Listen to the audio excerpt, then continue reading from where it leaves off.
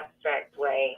And then, it's just grown up on that. I went from poetry to writing creative stories.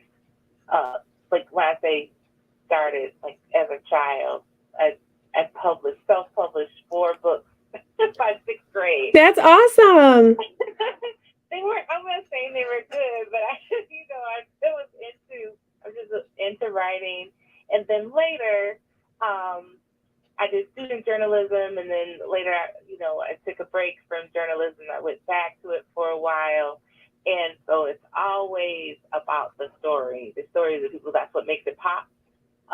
So it's when I wrote Beat News, I would always look for, what's the story? And I'm also big on bringing the historical element into the story. I talked with my daughter's Nana this morning, and we were talking about voting, and she said, I think a lot of people don't know their history, our history. She said her dad was not a reader, and he worked in the coal mine, but he knew that a better life was on the other side of the vote. And so he said, just tell me what I got to do. If I have to put an X, a Q, or P, whatever it is, I'll do that so that I can have a vote. And we don't have that now. One of the things that you said that I think is going to stay with me, and there's been a couple things since we've been in network, but a better life is on the other side of the vote. How much of you growing your storytelling practice and deciding to be a storyteller, both professionally and in your personal and social life, was a reflection of maybe not seeing stories that inspired you or reflected your self-identity out in mainstream media? Was there someone or some moment where you were like, I want to contribute, I want to put our story out there? So, okay, I think I'm going to answer this best I can. So, I don't think there's a single story. So, the story of Albert Williams, my great grand uncle, is complex, right? So, like right now, I'm working on a memoir that's about the discovery phase, the last 8 years of working with his story. But his story is connected to my grandmother because my first connection to Albert Williams was through my grandmother, who, because Albert Williams was her favorite uncle. She was a child when he was lynched for helping people to vote. And her story is, of course, connected to my mother and my uncle's story. And it just weaves in my aunts. Like it's so much of our story. And because of the breaking open of this case, I connected with relatives who had, I found out a book called The Legacy of Tamar. Okay. And yeah, and The Legacy of Tamar has the story. Tamar is my 6th great grandmother who was 12 years old at emancipation. And that led me to, there was a mention of a white slave owner, and he was a Methodist minister, and I tracked him down, and he wrote his own memoirs, and so did his father and grandfather, and it's called The Tailors in the Tabernacle. And I can identify my 7th and 8th generation back inside of their stories.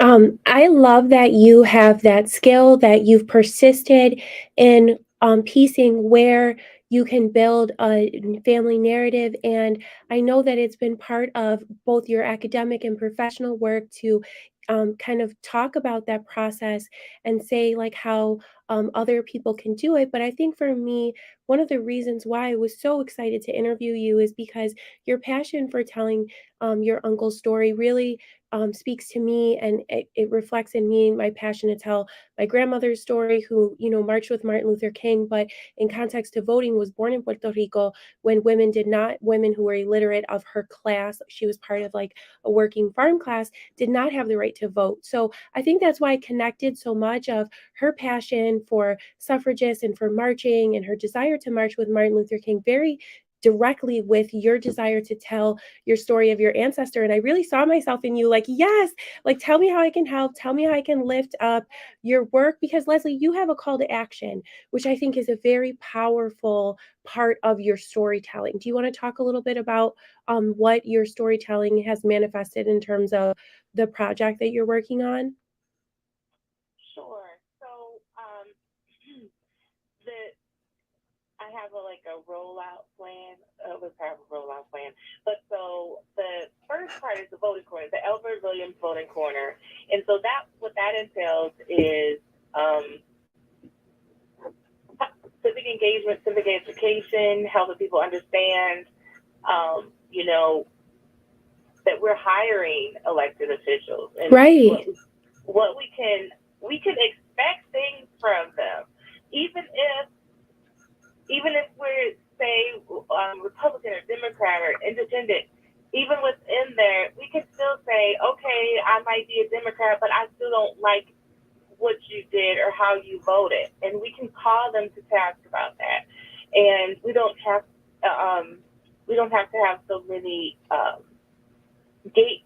There's a lot of gatekeeping when it comes to, interacting with the vote. Like we can actually go to our state capitol and demand action. We can create our own petition. In fact, I only recently realized a regular layperson can write a bill. And they have to have it sponsored, of course, but there's a lot that we can do.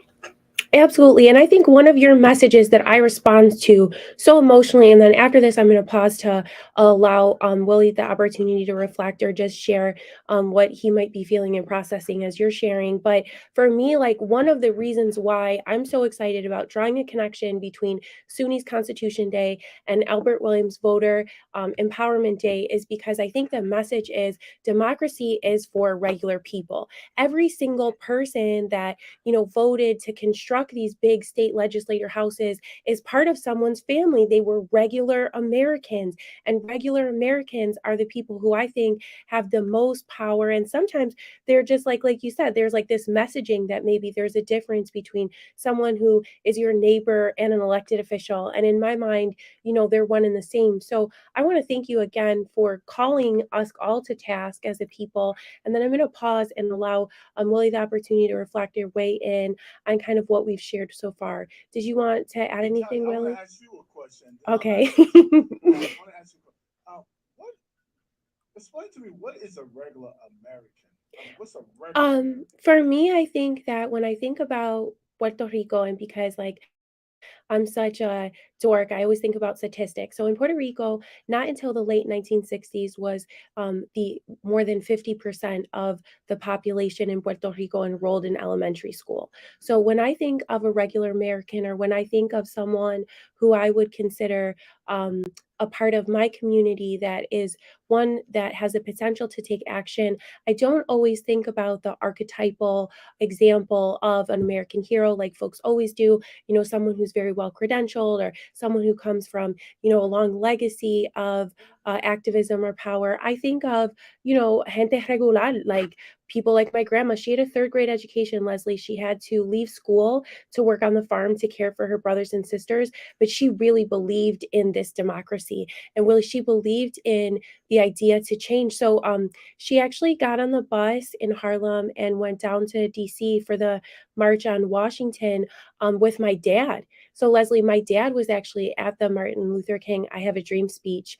And that's why I think like your family's history, like people who fought so that that opportunity could happen, I feel like it's part of my privilege because I found so much power in her participating in that to be able to lift that up. And what we're talking about with Mr. Williams, that occurred in the 40s, correct? 1940, June 20th, 1940. Absolutely. So just to Willie, thank you for that question. Oh yeah, let me also ask Leslie a question. Leslie, when you was young, can you pinpoint some of the things that motivated you to do what you're doing now?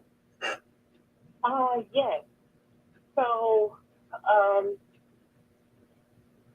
I think that I've been on a kind of a roller coaster, and there was the only thing lacking was maybe confidence, in the past. Right. So when I was 18, I went to a special service at New Hope Baptist Church in Ann Arbor, which is not our church, but some of our family members went there. Right. And Jesse Jackson was speaking. Ooh. Yeah. Rainbow Coalition. Right. So he asked anybody who's not registered to vote to stand up. And I was like, no. And I'd been 18 for 6 months. And I hadn't registered yet. Wow. And so I stood up. And I was the only person who stood up. And I was so embarrassed. And he was like, well, come up to the front. And I was like, oh, man. Like, this is why you don't. This is why you don't stand up. Angry, like, why did I let myself fall? I should have just sat still. And so I went up front, and he said, now, y'all ought to be shaming yourself, because I know she's not the only one. Oh. These guys was the only one. Oh. And maybe 20 other people ended up coming up. Nice. So you made the difference. You made the difference. Yeah. Yeah. Wonderful. And you're so brave in doing that. There is one of the reasons why I think I'll forever feel a connection with you and your storytelling and just this desire I have to lift it up. There's a picture of you with your daughter. You were testifying, correct? And it just it reminded me so much of my grandma, because my grandma brought my dad when she went to go march with Martin Luther King. She went with her church. And I just thought that was so moving. Can you tell us a little bit about what that experience was like and why you chose to bring your daughter when you were sharing your story in that place? Yes. So I think it was September 2017, if I remember right, when they were talking about reopening the case for Albert Williams, and also just cold cases and civil rights cases, period.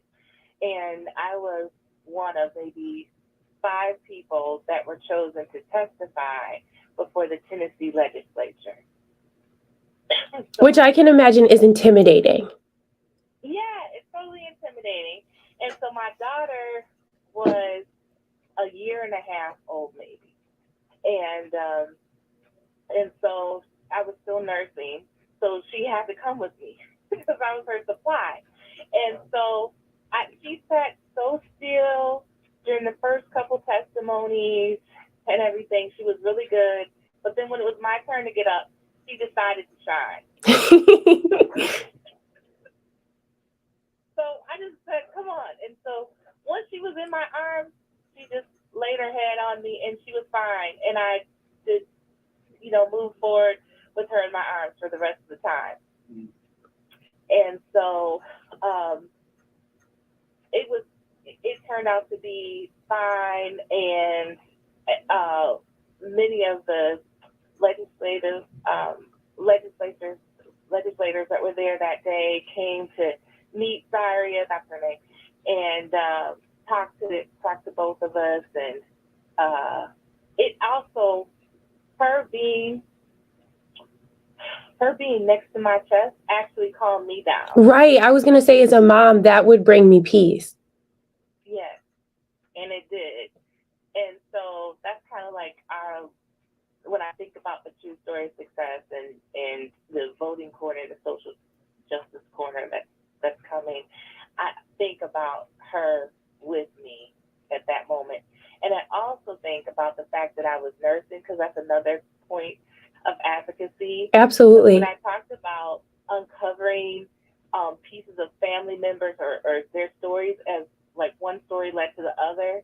So my 7th grade grandmother, Isabel, there's a story that her daughter tells where she had just the one child, and she had lost a few children. And one day it was chronicled, she lost a child in the morning, a boy child.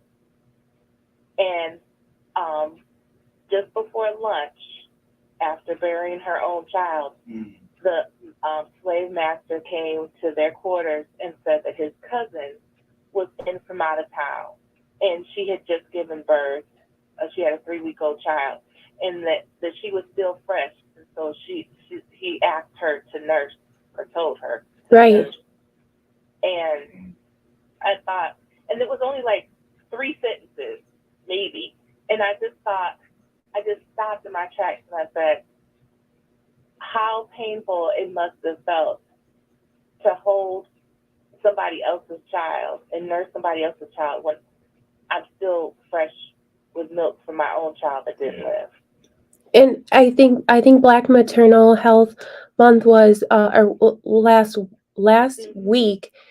Okay, last month, last week. You know what I'm trying to say. And I think for you sharing and lifting up that story, it's so important because what women sacrificed for the American country, the American history, for the economy, for everything to happen around them, it was a sacrifice of their spirit and their body. And if we don't tell those stories within our family, they're lost. Correct, Leslie?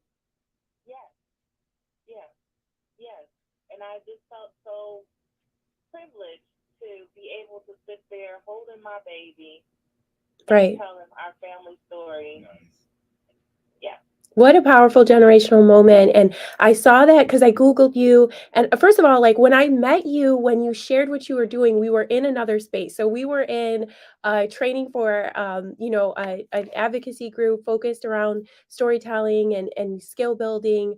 And Willie, this is during the workshop, and I'm messaging her. Like, I know we're in this workshop together, and I heard that your story about the Empowerment Day. I just love that you had a call to action and that you had this rich sense of history, and I wanted to find out more about you. And again, I found that picture of you and your daughter, and I learned more about your advocacy and how it's evolved. And I just feel very lucky for you to spend time with us and to share. And I do believe she was in the car when we were talking the other day. So I know that she sees you like right as an advocate, as my son. I think my son understands like his mom's a little bit different. But I think, can you just say a little bit more about how becoming a mother and like how your different identities have motivated you for advocacy? Because being a mom, Willie, it makes me want to advocate harder because I want a fair world for my kid, or at least to tell him, I put in a try to make it fairer. Do you know what I mean, Leslie? Right.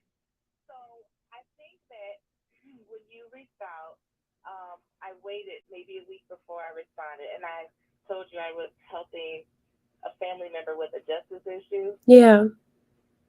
The family member was my son. I have a 26-year-old son who he is actually now at the reception center. He received 48 months. He was with someone who committed a crime while he was in a manic phase. He has some mental health challenges Mm-hmm. and was not, taking his meds. He's an adult, and so he was in a situation that he doesn't even really remember. Right. And so I've had to fight all the way through. He was taken December 6th, 2021. I've had to fight for him to get his medicine. I've had to fight for him not to be put in the hole because he has paranoia and that's like against his health. I've had to do fundraising to help for legal costs because the first quotes were, 35,000 and most recently,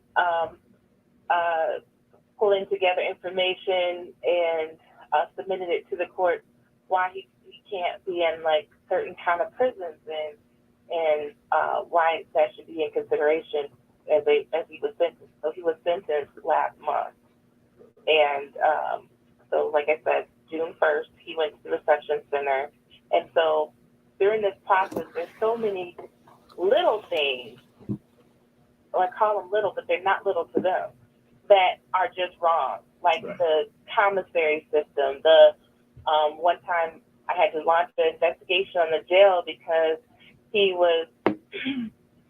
supposedly was back talking, and so they gave him tickets and they took all that stuff, but they took even his underwear and the food and books that I had sent him and magazines, and didn't return them. Yeah. So Leslie, I feel you, and I believe that most of the changes that's made in the world and the system, especially when they're not right, is due to our children because mothers, fathers, everybody will do whatever it takes to make the change for the welfare of their children. I think that's what's going to make the world a better place eventually, Right. because everybody will do whatever it takes to make it right for Yeah. their children. And then I just wanted to add also, I think that it's significant to say that on my side, you didn't share that, and I got no sense of the fact that you were processing and advocating for him in that way. You were very sweet and you had an amazing disposition focused on the history, but then also currently processing and advocating in the present. And I think that just standing like straddling between those two worlds and having to explain and fight and advocate in almost like both in the past and the present, because so much about I think your desire to tell his story is so that people are understanding that where we are as a people and as a country is based on a pattern of behavior and systems, right? And it's so hard to explain how one informs the other, but I see you really standing in the middle and doing a really good job representing other women who also have similar voices. I'm trying.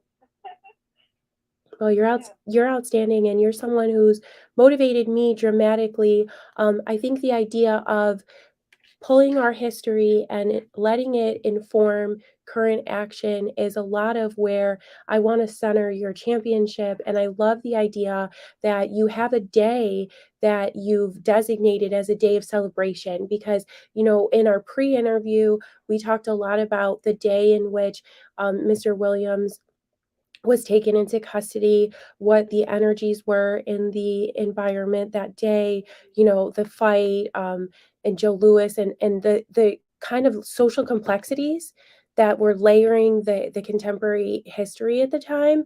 And then now you are always aligning that with a specific call to action.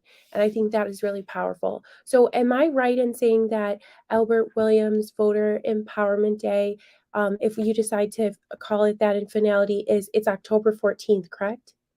October 15th. October. See, I'm dyslexic.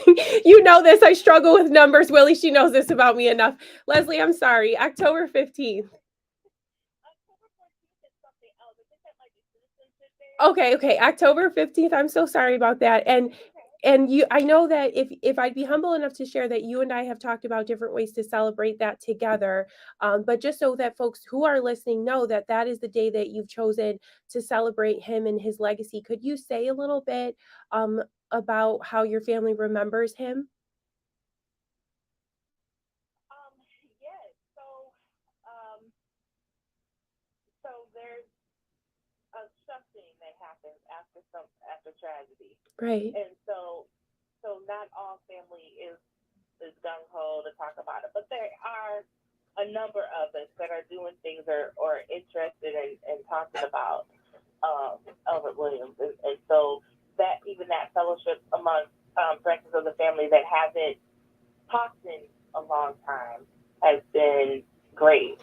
I found a group of cousins in Ohio that I didn't know existed. But actually, I have two cousins in New York. Hey, and shout out to my cousins in Ohio, Leslie, because I also have Puerto Rican cousins, cousins in Ohio. Yeah. Yeah. So and they're doing great work too. So Miri Ansari and Sarita Voice Ansari founded the new 3Rs over in New York. Cool. And they actually have a curriculum where it's just like a school, that you could. It's an international school where you learn all about how to become uh, a social justice minded and learn about Black history and uh, and how to advocate and stuff. But it's targeted for kids preschool through 12th grade. That is amazing. And you know me well enough to know that like I will be Googling it as soon as we get off the line. I think it's fantastic that you found a community within your family that is generationally carrying on this advocacy. And then also like, did they know about the story? Like, did you bring them information? Was it like this sharing thing that you all did? Yeah, no. So I didn't have. So Nuri, there Nuri, I'm sorry, is my actual cousin, the Okay. husband, and he is um, actually the baby son of Elijah Davis. Okay. And so Elijah Davis was a cousin of ours who, um, so he's a cousin on one side, and then Albert Williams was a cousin on the other side of him. Cool. And so, but they were friends. And about a week before my uncle's kidnapping, Elijah Davis was kidnapped. And he was made to walk on a bed of nails. And he had to leave and go to Jackson. He walked all the way to Jackson to Brownsville, which is, miles and miles. And so Nuri Ansari wasn't around at the time of Albert Williams' death, but he, of course, knew his father and was there to see him have lifelong feet issues. Oh my goodness. And we talked in our pre-interview about the generational physical health manifestation of the advocacy that people were doing, making decisions that are affecting them for life. That's incredible. Mm-hmm. Mm-hmm. And you're connected with him in Ohio and others. And I think for me, one of the reasons, again, why I found such a strong connection with Mr. Williams' story was because of his connection with the NAACP. I was a member and am a supporter of the NAACP here in Buffalo, and very proud of our history of hosting the Niagara Convention and just being a beacon at certain times, not without flaw, of course, but for freedom and for freedom fighters. And his connection to the NAACP was another thing that just made me feel like, okay, I need to tell this story. Okay, I need to be able to support this call to action. Can you say, for those who are not who are listening, who are not aware of his involvement with NAACP, kind of like what his role was and how unafraid he was? Yes. So Albert Williams and his wife Anne, Grandma called her Auntie Annie, were part of maybe 70 folks, Black folks, that all were in a unique position because they may not be making a lot, but they weren't sharecropping and they weren't enslaved. Right. And so they founded the first NAACP in Brownsville on March 12, 1939. And so, and in Haywood County, I believe. And so it was fine for a few months, and then when it was talk of them registering people to vote, then a terror campaign ensued. And on Christmas Eve, the president's wife received a note. So she was biracial, and on her white side, she was a cousin to the local doctor. Okay. And as a like an undercover ally, he sent word to her that you guys need to get out of Dodge because they're coming for you guys tonight. Yeah. And so they snuck out of town, and the house was burned down to the ground on Christmas Eve. They had to leave their presents and all that with their kids, and they were looking around, and as legend has it, they were disappointed that there were no people inside the burned house. Oh, the perpetrators, they were looking to see that. Yes. Yeah. And so before, one of the things he did before he left was he named my uncle Albert to be the standing president. And he was a little unsure because he was, just turned 31 and one of the younger people in the group, but he said, you're young, but you're outspoken. They won't be able to intimidate you the same way. And they didn't have kids. Right. And I think that there must have been something about his personality or about because I feel like when people are outspoken in the United States, it's because they believe in the Constitution. It's because they believe in democracy and they know that they're an active part of it. So I'm sure that there was something about his personality that made the person that came before him, confident that he would be able to absorb that privilege and responsibility. And he knew that he was gonna like basically put him in front. Mm-hmm. That's Well, yes. yeah. So he was just known to be dependable, and he was the fireman at the local Sunshine Laundry. And so that was a big job because it was the equivalent of a dry cleaner. And Okay. that person had to be prompt and they had to be there early enough to start everything for the day. He never was late. He always wore a shirt, which um, he just was a professional of some sort. Like very dignified. Yeah, yes. Hey, Leslie, how many books have you written? Leslie, how much have you done? Tell us. So I'm not going to count the ones from elementary. You should. You know my son is an author. That counts, Leslie. Those count. No, but I wrote like a sci-fi novella in my 20s, and then um, I have a poetry collection, actually about 911, Wow. that originally came out in 2014, and then I did a 21st year commemorative edition last year. Okay. And so now I have a memoir and a poetry collection that are in limbo. So, Wow. working on. Now you have written these historical facts about your relatives. You have written about those already, right? Not officially, just Yeah, in my notes and stuff. That's why I asked you, because I wanted to make sure you've written those books, because Yeah. people really need to know those stories. Yeah. They need to know. So when I testified before the Tennessee Right, there's a written record. Let's go. Yep, and so they actually told me, two of the state representatives were like, "You need to write a book." Yeah. How cool. Yeah. Shout out to those representatives, because I think those are the ones that just really understand, like, American democracy is based on all of us celebrating our uniqueness, and it's only motivated forward by people knowing how much has already been sacrificed. Okay, so tell people where to follow you, because I know, like, if you follow me on Instagram, I am like following you, liking all your stuff. You're on Facebook, you're on Instagram, and also I think I can say humbly that you've agreed to spend a little bit more time with me and the Wispen leaders, talking about storytelling. Willie, when I met Leslie, I was like, hey, there's a million things I want to do with you, and let's start with these three. So, I'm just so grateful to have a connection with you. But for those who are maybe coming on the line later or just wondering, can you tell them where to follow you on social media? Sure.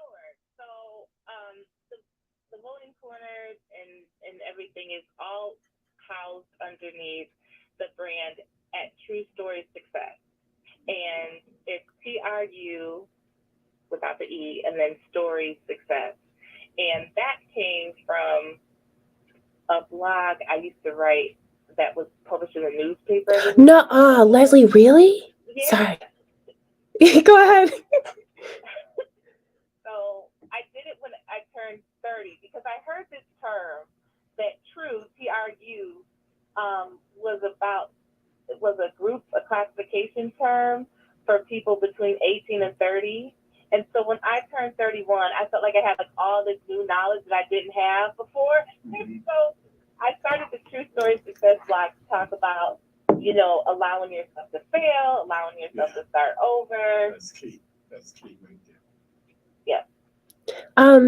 That's huge. You've done so much, and I love interviewing people who I'm excited about, because my enthusiasm is sincere. Like, I'm going to follow up with you about you writing in the newspaper, but I think one of the things that I just want to center as we're coming to a close of our time, because I think we have about like 10 minutes left together, is just centering on this idea of like us owning our own stories and like human-centered storytelling. Because I think a lot when you and I talked both in our pre-interview and when I talk going forward about Mr. Williams, like a lot of times we come from, I always say like this like poverty perspective or this deficit perspective when we look at history. And like you've really brought to life his personality, who he was as a person, and had that, I think, lead the storytelling. And I think that that really gives a sense of power to it that we don't have when we tell our stories other ways. Right. So, yes, I think there's so much power in us telling our own stories. Yeah. It's, you know, I am beyond grateful and appreciative for the people that have come forth, that, the Albert Williams Memorial Committee. Shout out to them. Shout out to them. Shout out to, yes, to Jim Emerson, who was the retired cold case investigative lawyer who got the unredacted files from the FBI to kind of open this Pandora's box, where I was able to see the original field notes from Thurgood Marshall, and I was able to get the marriage certificate from not only Albert Williams and his wife, but my own great-grandparents, because my great-grandmother and Albert were brother and sister. And all this was part of the FBI file, part of this FBI file. And I was able to get in touch with my cousin, Ray Lewis, who wrote The Legacy of Tamar, from doing, I think, 100 interviews with family members who are now passed away. And oh, my word. so I am so thankful, and he's opened so many doors. But I also think that sometimes there can be a little bit of an oversight when it comes from the perspective of, like, I need to tell this legal story, this case. Right. He's got a book, I think, that'll be out later this year or next year. I'm fine. I'm excited about that too. But that's for a different audience. Right. Right? What I want to get out is about him as a person, not only just about his death. He's more than a victim or a lynching victim or a martyr. He was a whole human being, and his life was that of joy. I think we talked about that. Yeah, you said he was funny. He was funny, yeah. Like, I never knew that. Because there's always a talk about just his death.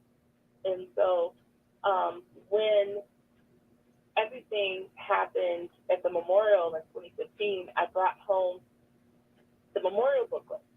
And my grandma, who didn't want to talk about it or anything, I just plopped it on the kitchen table. Yep. And I said, casually. and she started rubbing her hands and said, "That's my uncle. That's my uncle." And then she started talking about him. And she started talking about how he was a good dancer. He was fun. They used to call him Dickie. And she had told me before about how, she was the first in her family. So he would dote on her as a niece, and he would take her for ice cream. And,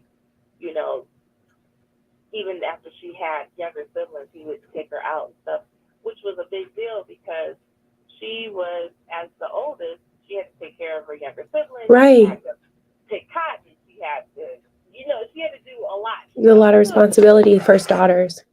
And so to be able to go with her uncle and just be a little girl was important to her. I think that so much of the message that you're sharing about your family's joy makes me want to call my neighbors and say, like, whoever that storyteller is in your family, like, celebrate them. Because like you said, like, you've had amazing relatives. I can't wait to read the book, who have written some of this information down here. We've had the Hispanic heritage culture. They have like an oral history, but oral history is so important. And I feel like, Leslie, one of the messages between our connection and what this interview really represents is like celebrating those storytellers, because everyone's like, oh yeah, there's that one person that knows. Like, keep their number and talk to them and take that information seriously, right? Yes, my grandmother was that storyteller. She didn't have a lot of she wasn't able to write very well, but right. That kind of thing. She had to help take care of.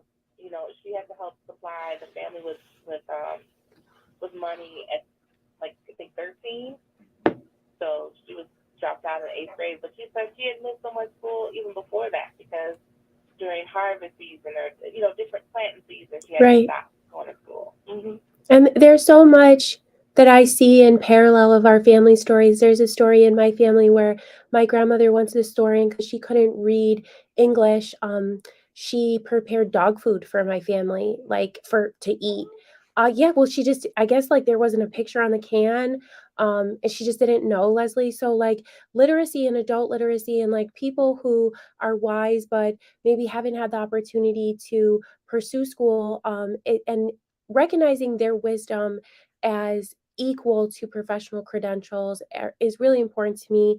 I have an education, I think Leslie, they say 0.6% of Latinas have a doctorate. So I don't know. I don't know how many of us that is nationally, but like I try to center on like wisdom being this thing that is human centered, not degree centered or paper centered, even though here at the university, we have a history department and Africana studies department. And it's so cool to be in a place where academically that human wisdom is honored. Yeah, I think it has to, we need both. Yeah, for sure. We need both. We need both. We need people that, I think about the story I was told about the babies in the river. Do you know the babies in the river story? No. So Is it a sad one? No. Okay. It's a metaphor story. Okay. Babies are floating, like coming down this river, and it's like high, like they're coming downstream really fast, and so they're like, grab the babies, and some people are grabbing the babies. And then some people are like, oh no, what are we going to do with these babies? Who's going to take care of the babies? And so everybody rushes to go and help take care of the babies. But then there's more babies in the river. And then another man says, hey, we've got to stop the river from where we need to find out where these babies are coming from. Why are these babies coming down the river? And so finally they understand that all three positions are important. We need somebody that's doing the critical thinking about why babies are being pushed down the river. Right. Where's the source? Why are they coming down? How do we stop it? But then somebody needs to pick these babies out of the river. Right. And then we also need somebody to take care of the babies that are unmothered and unfathered. And until we recognize and appreciate the importance of each of those jobs, we won't save all the babies.